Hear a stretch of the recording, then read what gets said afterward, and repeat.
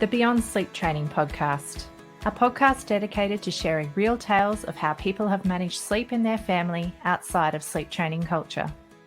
Because sleep looks different with a baby in the house, and because every family is different, there is no one-size-fits-all approach to take. I'd like to acknowledge the traditional custodians of the land on which this podcast is being recorded, the Kalkadoon people. I pay my respects to the elders of this nation and the many other nations our guests reside in from the past, present and emerging.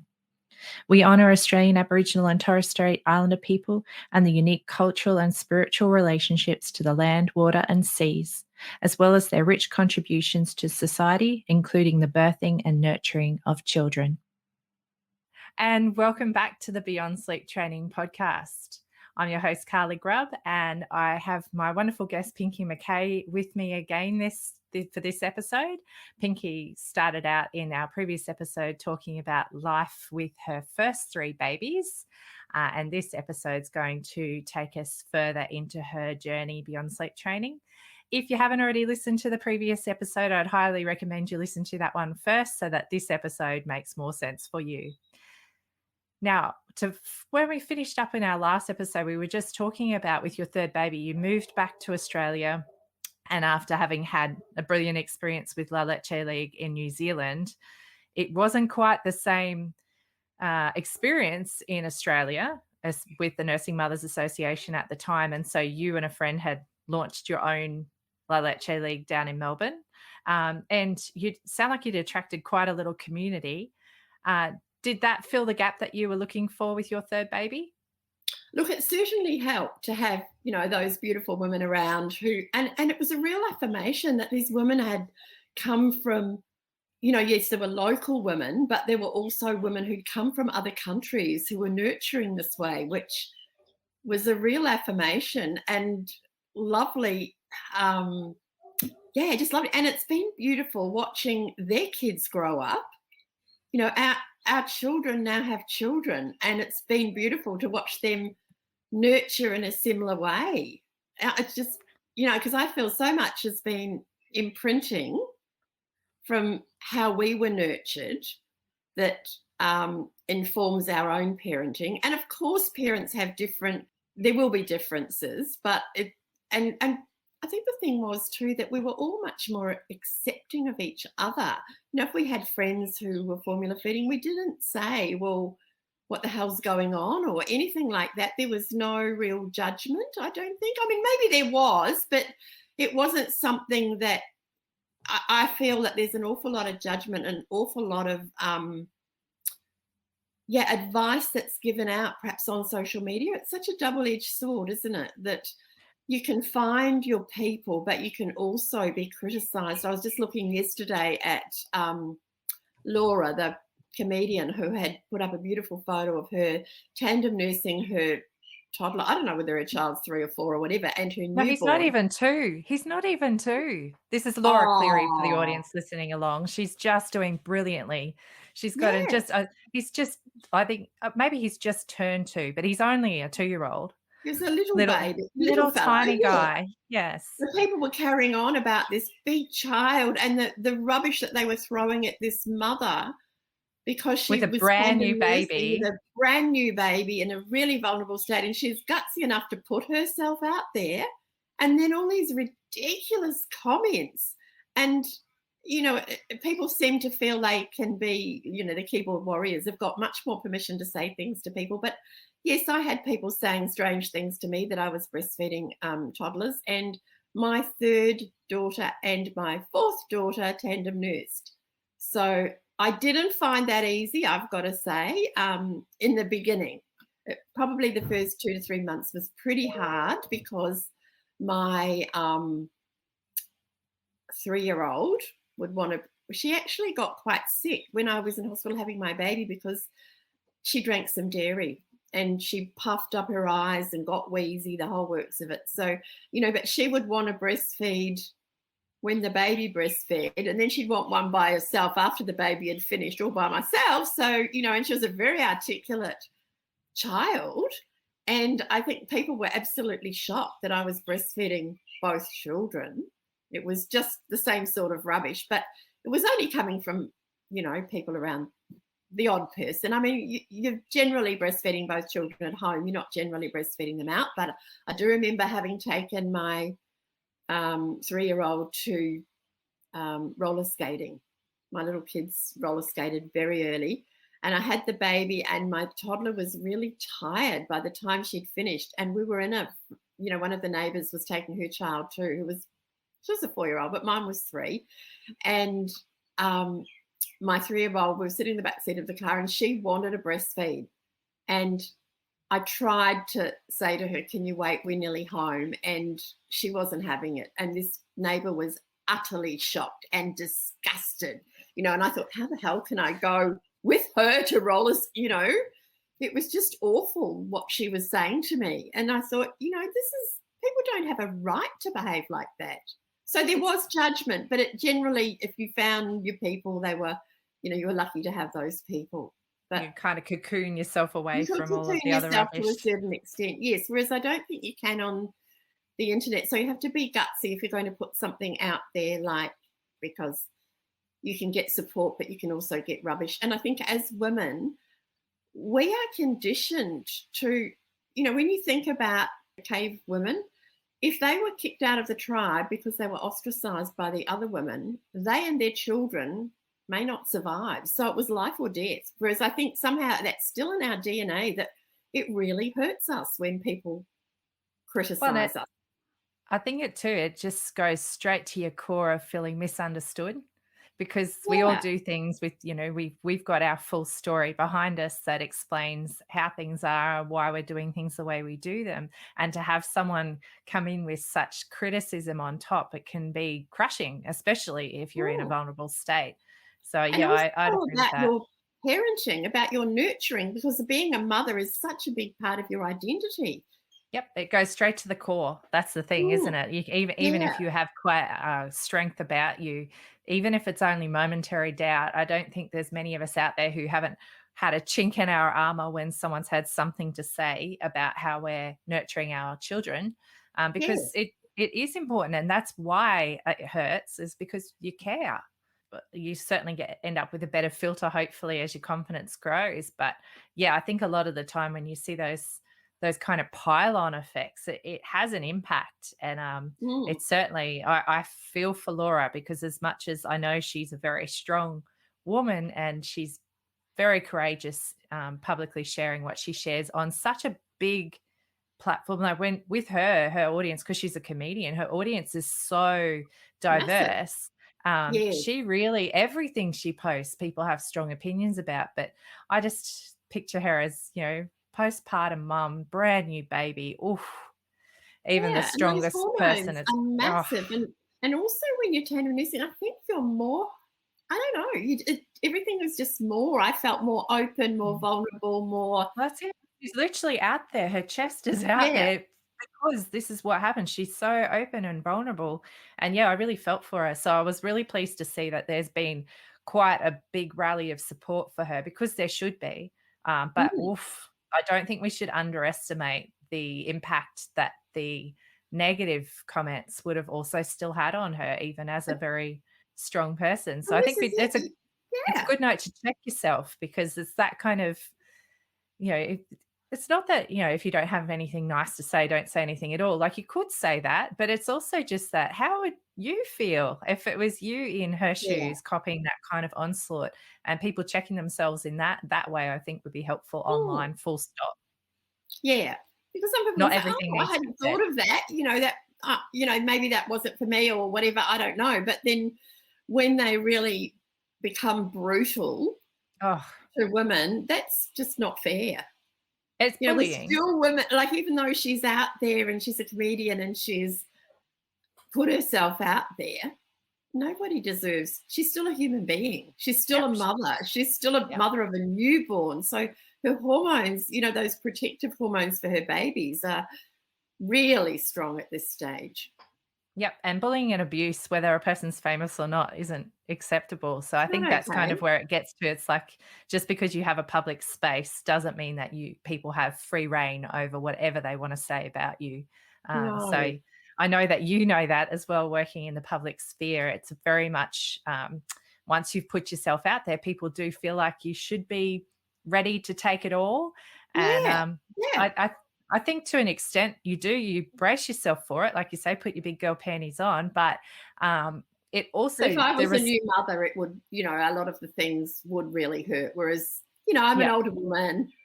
I've yeah, been around. I know people don't necessarily agree with me, and I really don't mind. They can go somewhere else. If they don't want to follow me, go away and find your find the people. support that you want somewhere else. Yeah. And Go but away I think, if you don't and it like is it. that, yeah, and you go through waves of, I know for me, having had the 3 babies while I've been, well, I wasn't talking publicly until after the second baby, but I know I've Hmm. definitely had waves where I've had to bow out of speaking publicly about certain things because I wasn't okay to handle the backlash that I knew would come my way. So I go quiet for a Hmm. while, and it's self-protection. But yeah, for Laura, hopefully she really is getting the support she needs in person to be able to handle the Yes. kind of onslaught she's Well, copying she's in the UK, online. isn't she? She is, yeah. So there's been lockdown. She may not have that I know. person-to-person contact, which, Ugh.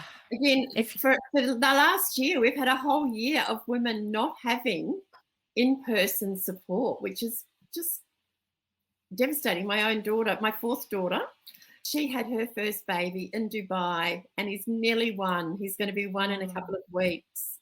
And they're still in Dubai. And, they haven't been able to get back. But again, they've sort of stepped back because her husband, he's a pilot and he's still got a job. So they have they've stepped back because there are other people who need to come home sooner. We have our quotas here of who's allowed in the country and who's not. But, again, it's a very vulnerable time when you've had a newborn and they were in lockdown, $50,000 fines if they went out of their house. So she had a C-section. She was having breastfeeding struggles. And Skype was illegal there at the time she had him. So they brought in Zoom. So eventually we could do Zoom. It was really difficult for her. But, she's enjoying her baby. She's a beautiful mum. She's very chilled. And I love seeing the fact that, he's putting his face in his food bowl or he's playing with the hose outside. All the normal things that my kids would have done, like she's relaxed into that mothering thing. And she said to me, I don't know why people would do controlled crying. It would be so hard. It's not in her experience, so she wouldn't even consider it. But and I don't even think she's been pressured to because she's probably to some extent isolated, but she's got a beautiful neighbour that's got kids, and the neighbour has a Filipino nanny who slept with all her babies and breastfed them. She was telling me, oh, you would love her, Lisa, because she breastfed all her kids till they were, 3 or 4. So I told her you did too. And I went, oh, that's, just to have an occasional voice that says you can do something or you can take your kids into bed or whatever. It's just lovely to have those people with those voices, those sort of things. So, so I tandem nursed those 2. And then 8 years later, I had my bonus baby. And one of my daughters was there for the birth, my 11-year-old, where she'd say to me, Mommy, he's got brown hair. Because she was standing down at the midwife's shoulder when I had this baby. So, yeah. And for her to have this beautiful water birth, and then my other daughter having a C-section because of the position of her baby, he was transverse, very different experiences. And it's really about appreciating that every woman may have different experiences and they may affect her in different ways too. Absolutely. So, The experience, the support around you and the way the ability to process what's happened, it all has a huge impact on the outcome really for the parent, like whichever way it goes, whether it was planned or unplanned, yeah. whether it And how becomes that something that was pregnancy's traumatic. gone. Because Yeah. with my 3rd pregnancy, I bled right up to 7 months with my 3rd baby. But again, I was in New Zealand. I had these beautiful friends who would pop round and, might bring me kids. But one friend even, came around, cleaned my house because I was, resting because I was bleeding again. And I actually had a low-lying placenta. And she cleaned my whole house, including my toilet, and stuff like that. Or someone will bring you a meal. Whereas with my 4th baby, I didn't actually have any support. And I started bleeding at 5 months with her. And again, this lovely friend who started the lecture group with me asked her church ladies, and she brought round meals and filled my freezer, which, just those gestures you never forget. I think they mean the world to you, don't another they? mother, if you can help another mother just with a meal or taking her toddler out so she's got time with the baby, anything that you can manage small, or if someone helps you, don't feel beholden when you ask for help, because you can pay it back down the track, or you might not pay it back to that mother, but you might, pay it forward to another mother. So I think that's really important. Yeah, so when I had baby number 5, I had these teenagers. It was a completely different experience, and I had to pretend that I was still, I'd say, oh no, he hasn't finished yet, when I was feeding him, because the kids would take him. Off they'd go. You want to cuddle your baby. Yeah, take my baby.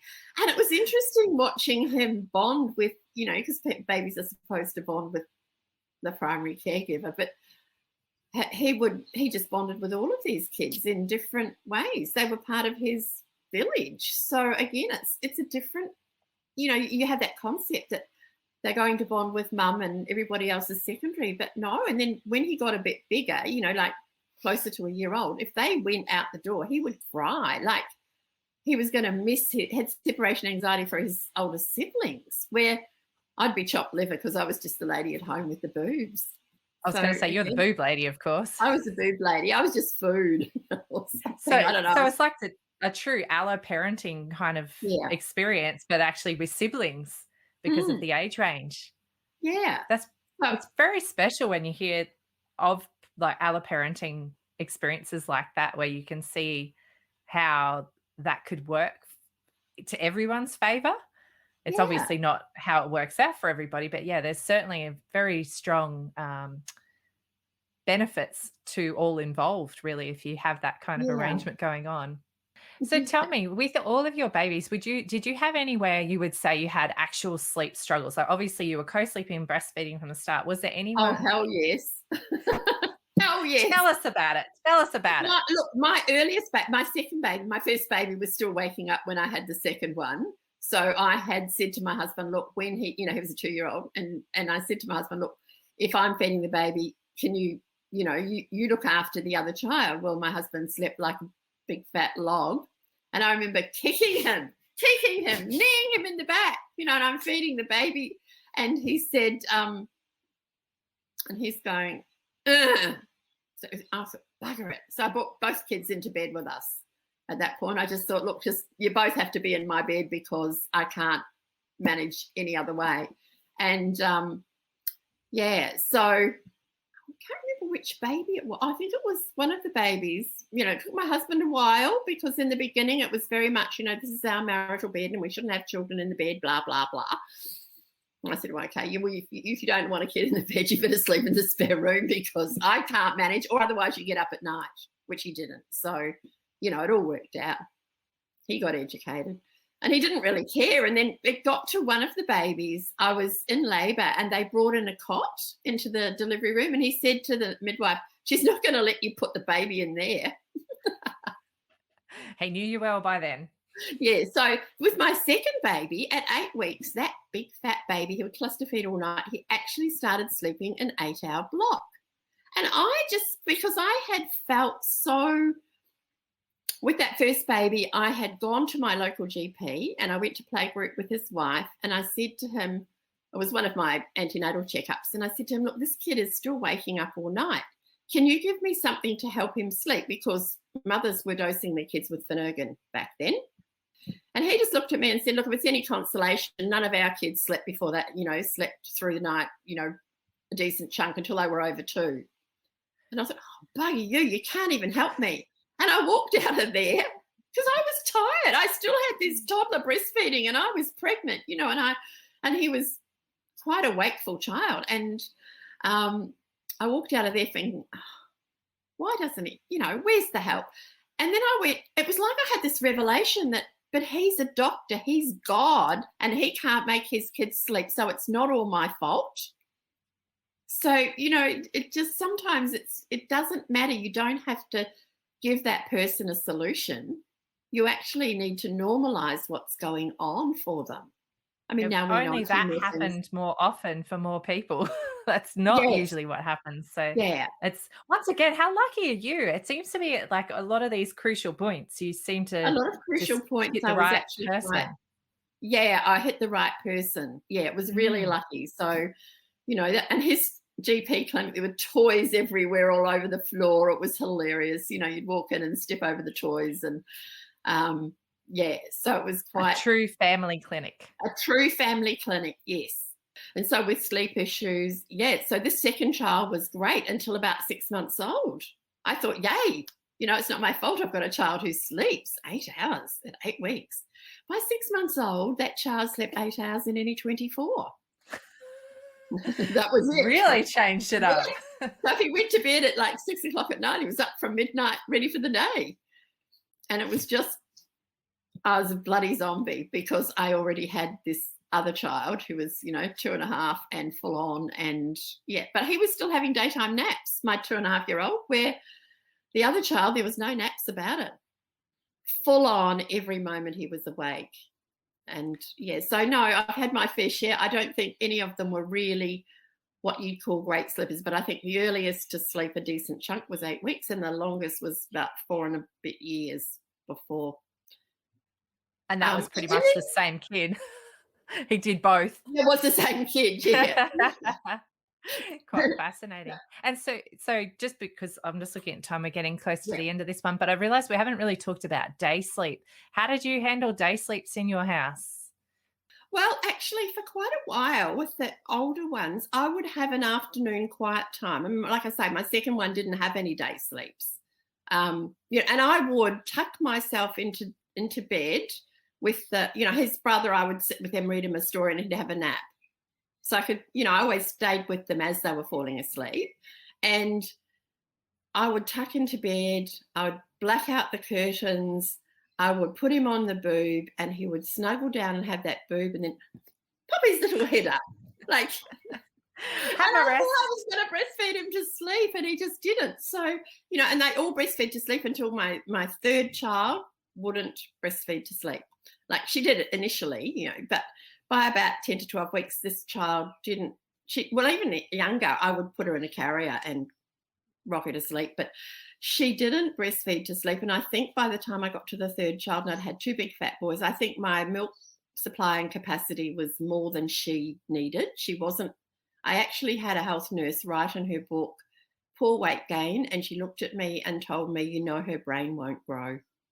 Oh, And luckily, that was wow. my third child, because I just went, okay, what would I do if I was on a desert island with no clocks and no scales?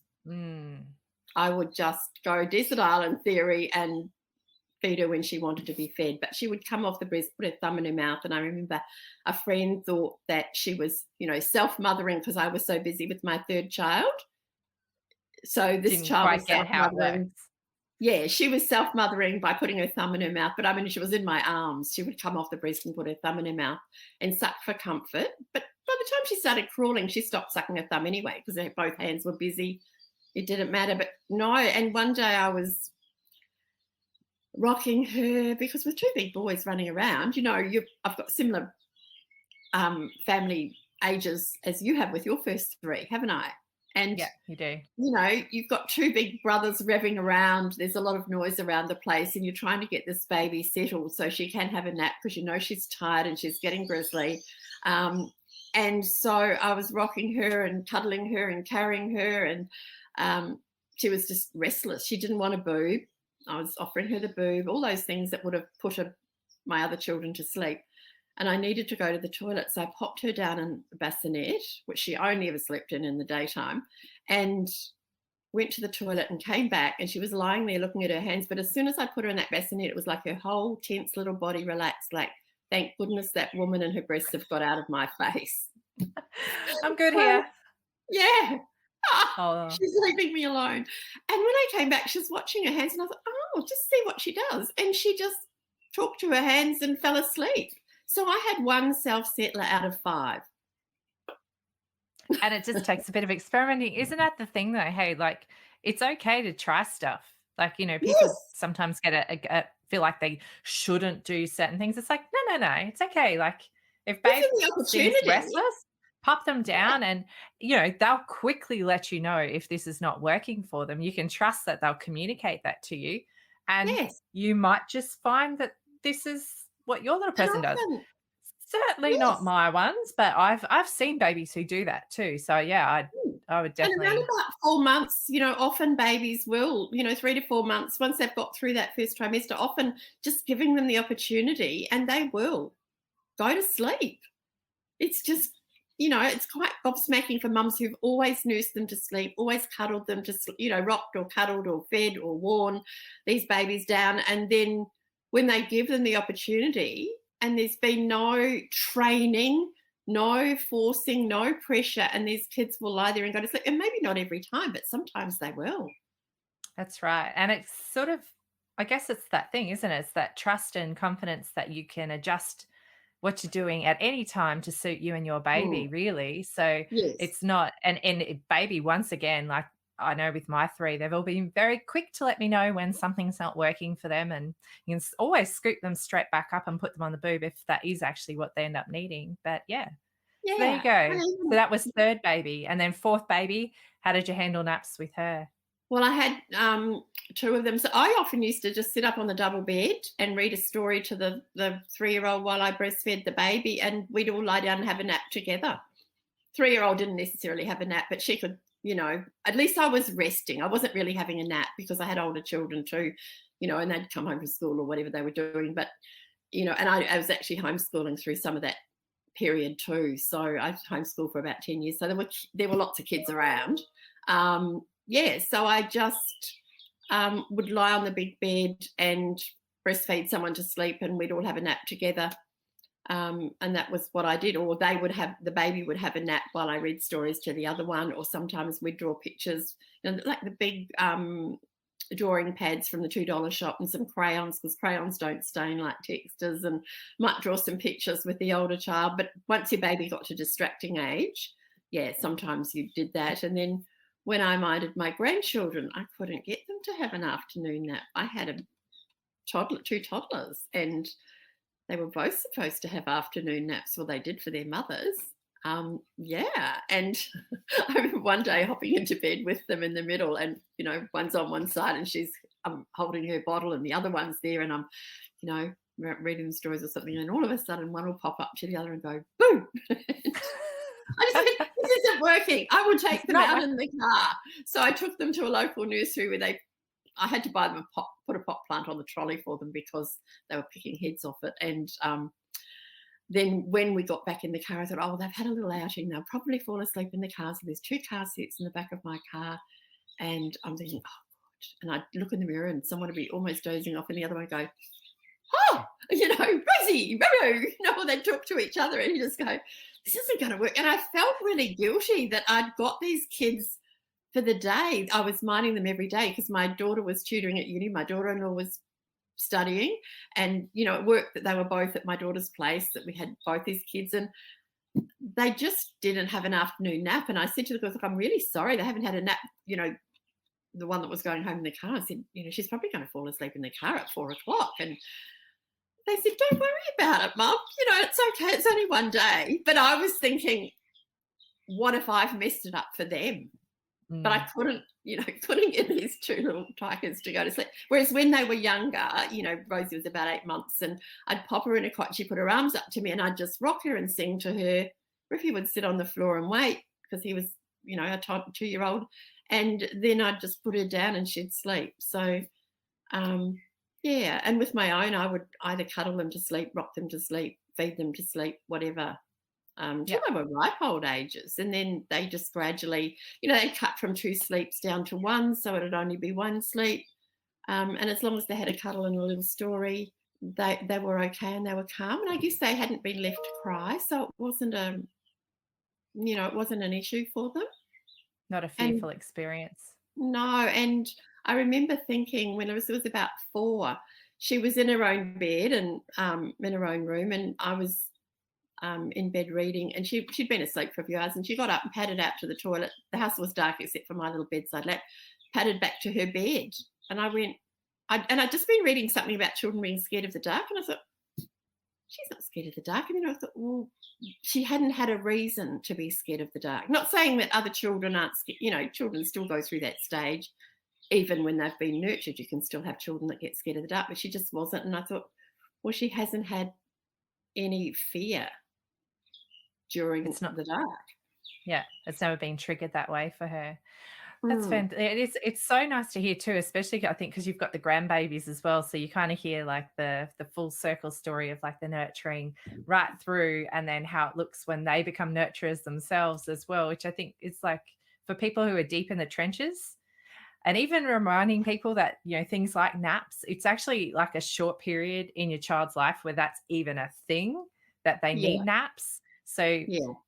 all the work you put into getting your child those day naps and whatnot, that's not the work you're going to be doing forever with them, because it decreases down to nothing. They don't always need Well, that just from gradually you. don't need a nap. I mean, some days they'll have a catch-up nap, and then they mightn't have one for a few days, but if they're really tired and you can see that and you just have cuddle and a story, they generally fall asleep. It doesn't have to be a big worry about it. And if they get to dropping those naps, they're often up later at night, and that's fine. And I never had children who went to bed at 7 o'clock at night. It just didn't happen. This is another thing then, isn't it? Bedtimes and whatnot. It's a culturally Mm. driven thing, the idea that they need to be in bed by a certain time, whereas it really varies very much from kid to kid and family to family, depending on what your routines in life look like, what your mornings look like, and that kind of thing. So, Yeah. but knowing that there's no hard and fast to any of this stuff. No, and I mean, we sleep when we're tired, and we have, some of us are night people. I mean, I'm more of a night person and not really a morning person. And I would think that, you know, if I could have a child that actually slept till 7, I actually talked my toddlers number 8 on the clock. Oh. So that, you know, if I was in bed feeding a baby and snoozing, and they would go, "It's number 8, Mum, it's number 8," because number 8 was a very easy number. It was 2 circles.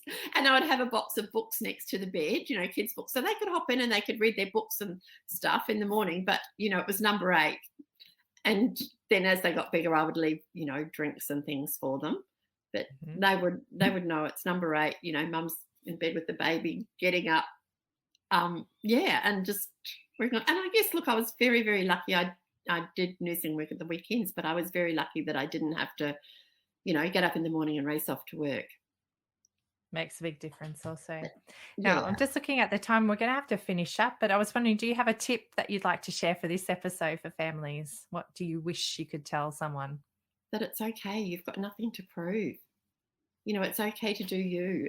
If you can't manage everything in a day, it's all going to be there waiting for you when you get back to it. You know, we really need to dump some of this pressure. And I guess that everybody needs to know that it is hard. I think sometimes we look at other people and think that they've got things very easy, or even our own mothers. I had a chat yesterday with a lady in a shop, and we were talking about how she said, "Do you think we made mothering look easy for our kids so their expectations aren't real?" Because we were lucky enough, you know, to generally be home with those children, you know, because I mean, if you've got to go to work, you can't have a nap during the day. It's just not on. And if you've got older children, you can't nap during the day either, because they could burn the house down when you're doing it. But, you know, just that it is hard. So give yourself some grace, because you are going to slip up. You're going to feel ratty. You're going to feel tired, crabby.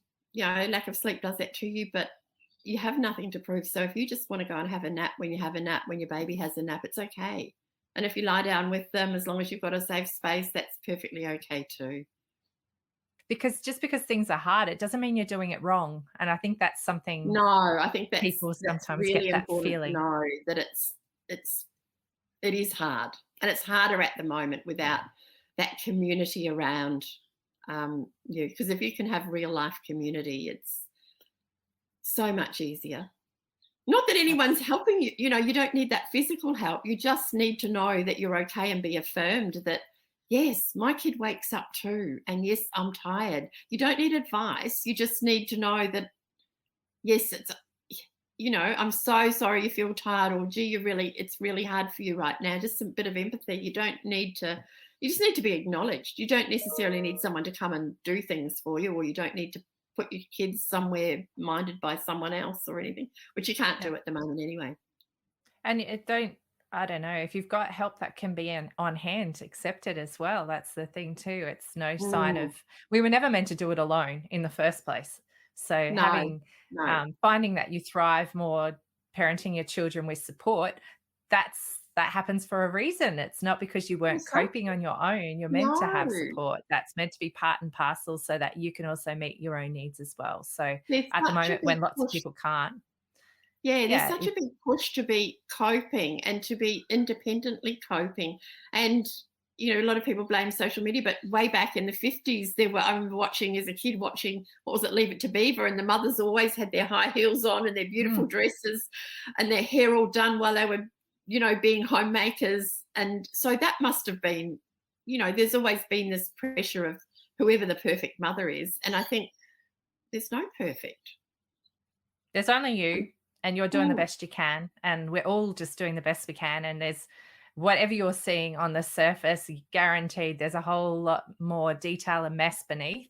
there's tears But and details in it, yeah, everywhere somewhere. and there's beauty amongst it as well. It doesn't have to be picture perfect to be precious time with your family, but you also don't need to enjoy every minute of it for that to be the case Mm. either. And if you are up at night, one thing that used to help me if I was up at night, I would think that out there were other mothers all over the world perhaps with their lights on too, or maybe if I didn't turn the light on. But I used to just think, I remember thinking like we were sisters in the night. I love the idea of that, and there's that beautiful meme from Common Wild where there's all the different households all around when you're feeling so alone, The little and there's all lights. these Yeah, I other actually people wrote up. an article. I've got to find it somewhere because we didn't have computers, but I think it's in a scrapbook somewhere. I actually just wrote an article called Sisters in the Night when my kids were little, Oh. Oh, I which, love the idea of that. Yes, please find it and make sure you share it with us when you do. Anyway, yeah, I'm going to say thank you very much, Pinky, because we're going to wrap the episode up. But thank you so much for sharing your thank you. story. I think there's a whole lot of value in people hearing how people have come full cycle, and that there's such fear sometimes in that you're living in a time warp, but really time passes. It doesn't wait for anyone. And one day It you'll be passes, having but it grandbabies. transfers back and forwards because I have a grandson who my son and daughter-in-law sorry to push you a bit further, but they had put an extension on their house. So they moved from their bedroom next to the kids up to the other end of the house. And my granddaughter boards from Monday to Friday at the school that she's at. And so, of course, little Bob was on his own in his bedroom while he crept up into John and Jack's bedroom, tops and tails. He just jumps into bed up there. This is a 10-year-old just for a dag. And he saw a spider, and Jackie's laughing, saying, he saw a spider about 3 months ago. I don't know how big that spider was, but they'd started to call him Uncle Joe, from Charlie and the Chocolate, Grandpa Joe from Charlie and the Chocolate Factory. So plugging in the end of the bed. I love it. Yeah. No, that's gorgeous. And I think that's also like, I love the idea that when my kids get to teens, if they have worries in the night, that they still feel like they can come to mum and dad and not lay there on their own. So I feel like that's something that I hope they always know that will be Well, there for something them. that I found my kids as teens would do, if I walked past my bedroom and they were lying on our bed during the daytime, it was like they went back to that place where they had had comfort as young children. And instead of lying on their own beds, they'd be lying on our bed. And I knew that I needed to go and sit with them and see what was going on. So Yeah. thank you so much, Pinky. It's been an absolute pleasure talking to you. I hope everybody really enjoys listening to this episode. And if you've got any extra information you'd like to hear about, I'll be dropping some links to Pinky's books in our show notes so that you can read more if you'd like to read more. Where else can we find you, Pinky? I've got a Facebook page. I've got an Instagram page.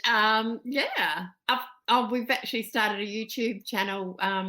It's under Booby Foods because I also have, foods for breastfeeding mums. So, there's a YouTube channel with lots of little tips. But if you go onto my Instagram, there's little videos, or on my Facebook page. Yeah, just keep on sharing. Brilliant. Support, I'll add all of really. But I'll my add books, those I would links. say, yeah, I've got books and I've got recorded interviews. But I'd say the books are probably something you can dig in and out of.